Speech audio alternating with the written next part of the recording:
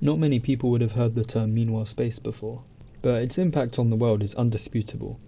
In large post-war cities, they can provide a much-needed use to vacant areas, providing many social and cultural benefits to areas which would otherwise be completely empty and have no purpose.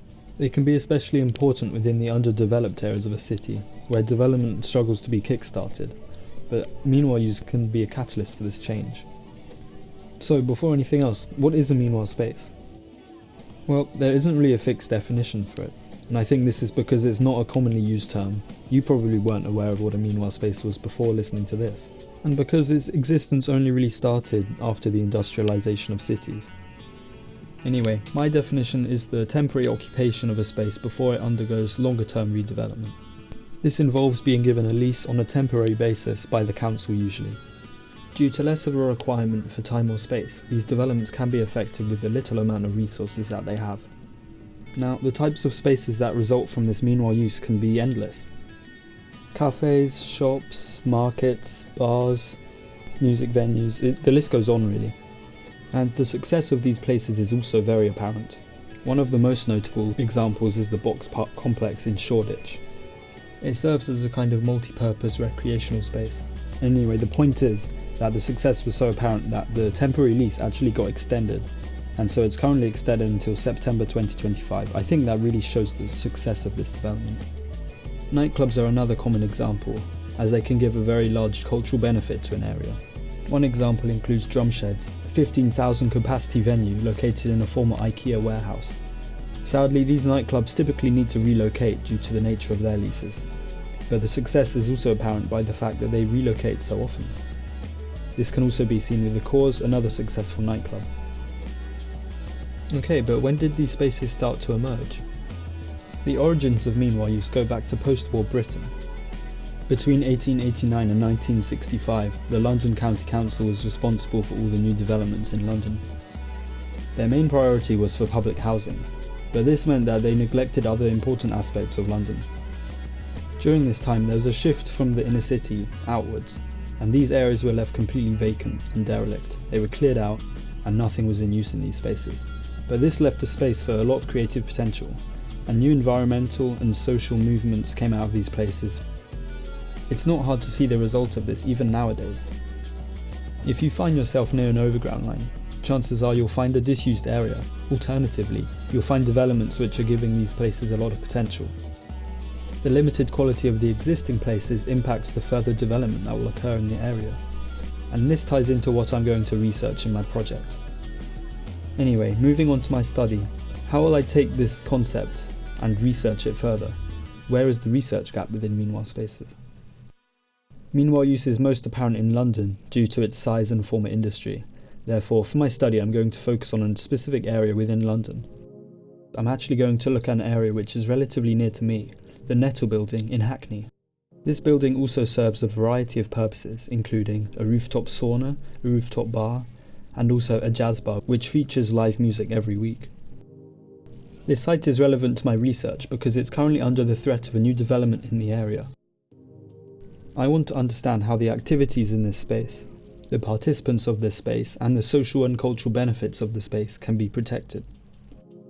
I also want to understand the use of urban planning strategies and policies to see how this impacts the process. It's also worth mentioning why I'm interested in this topic.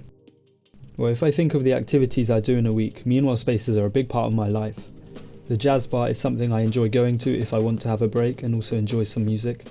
A sauna is another meanwhile space that I go to, which really allows me to regenerate. For my research, I use two different methodologies, the first one being a quantitative analysis, featuring simple and multiple linear regressions, and qualitative analysis, which featured thematic analysis of two different texts. I'll start with the findings from my thematic analysis. The first finding revolves around how a space is actually experienced. It is clear from the findings that a lot more than physical space is being impacted here. It might at first seem like this new development is quite isolated from the existing spaces, so how come this place is actually impacting anything in the area? This is relevant to the work of Henri Lefebvre, a French philosopher and sociologist who wrote The Production of Space in 1974. He argues that physical space is only one of three components of a constructed space, This also includes the discourse that happens around these spaces, or the social space, and also lived experiences, or the natural space. The overwhelming finding from this research was that this physical development would have a very large social and cultural impact. The managers of this building started a social media campaign to save Hackney's venues. This involved giving an opportunity to the participants of the venue to complain about the impact of this new development on the nightlife of the area. As a result, there were 1,206 objections to this new application. The fact that over 1,000 people were willing to share their concern really shows the power that this has. And this is only one out of many developments which are also using their own social media campaigns to spread awareness. There are plenty of other examples that are even ongoing today. So we know that one of the complaints were about the impact on the nightlife of the area, but what else were people concerned about? This is where the lived experience of the local residents is very relevant. So in addition to this building being a significant part of the area, it turns out that Beck Road and Mare Street are located in a designated conservation area. This means a key concern that arose as one of these themes was the impact on this cultural heritage. This included specific short-term issues such as an impact on the visibility of the surrounding area, an impact on the light pollution and noise pollution of the area, increased traffic, and so on. However, there were also wide concerns of a more long-term impact, which links to another theme about overall inequality in different urban areas. One of the key concerns of new developments is the tendency for locals to be displaced by the new generation of income that then brings more wealthy inhabitants into that area. This is very relevant to neighbourhoods which may have had a lower income in the past and are now receiving a higher income. It may have a great benefit for the new people who are moving in, but it just exacerbates the issues that are already faced in the area.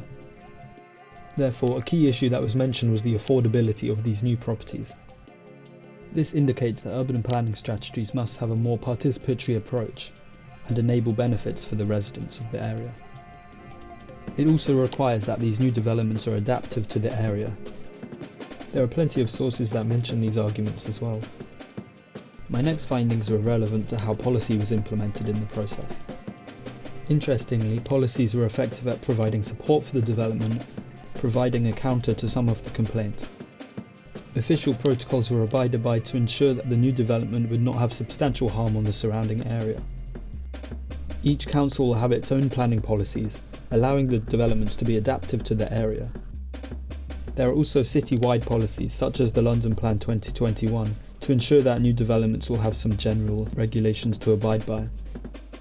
However, it may also highlight the inadequacies of certain policies.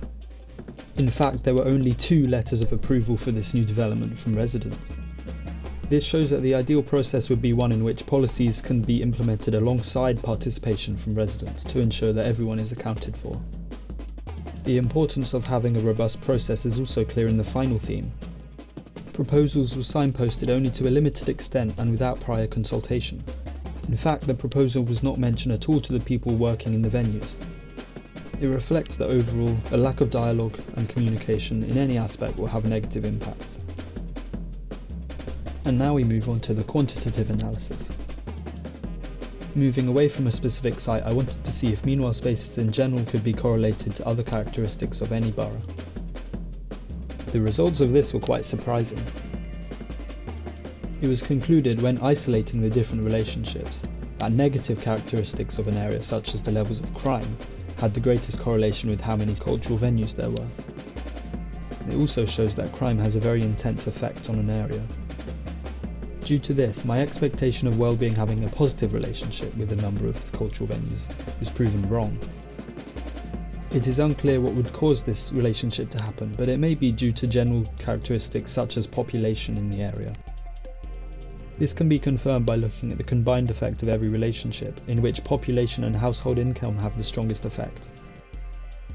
I also wanted to look at empty brownfield sites to see what the opposite kind of situation could have on an area. A different finding resulted from this, in which levels of diversity decreased with more brownfield sites. In addition to this, looking at isolated relationships, social integration had a negative relationship as well. This was the opposite of the case for the existing cultural venues. To conclude, meanwhile spaces are commonly implemented in less developed areas, which may be reflected in the higher levels of crime and lower levels of well-being. Taking vacant sites and developing them through meanwhile use may be a way of increasing the diversity of an area and the social integration. I hope my findings shed some light on the benefits of meanwhile use and how they connect to the wider area. I hope you get to experience their benefits as well. Thanks for listening.